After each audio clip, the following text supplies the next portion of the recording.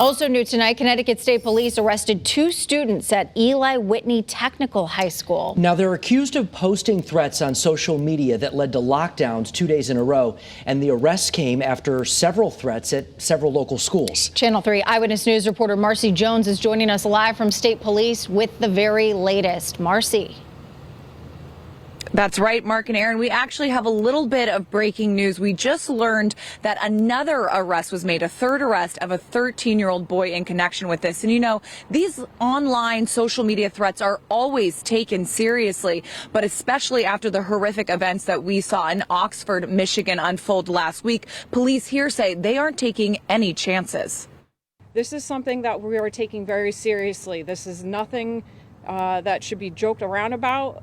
Earlier today at a press conference, Sergeant Don Pagan of Connecticut State Police said the recent influx of threats of violence at schools could be attributed to a disturbing trend. Currently, there's a social media trend right now where juveniles are being urged to post this, in essence, to create a situation where they get dismissed from school. The 2 students arrested for the threats of violence, both 14-year-old boys, were charged with first-degree threatening as well as other charges. This really is a case of social learning. It's a case of copycat behavior or modeling.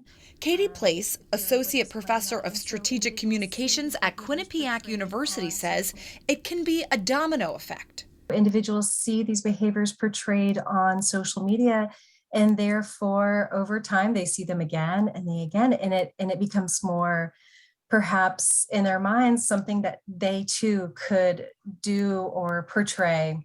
So naturally, the big question is, with social media trends moving so quickly, how can parents stay on top of their children's actions online?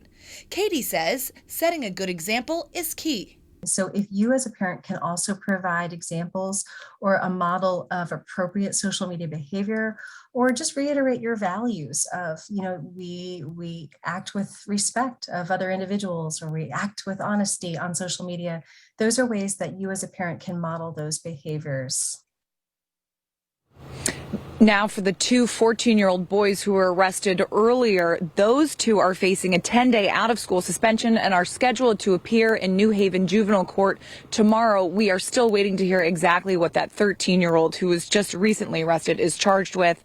But that is the latest, and of course we'll keep you updated as that rolls in. But for now, live in Hamden, Marcy Jones, Channel 3 Eyewitness News.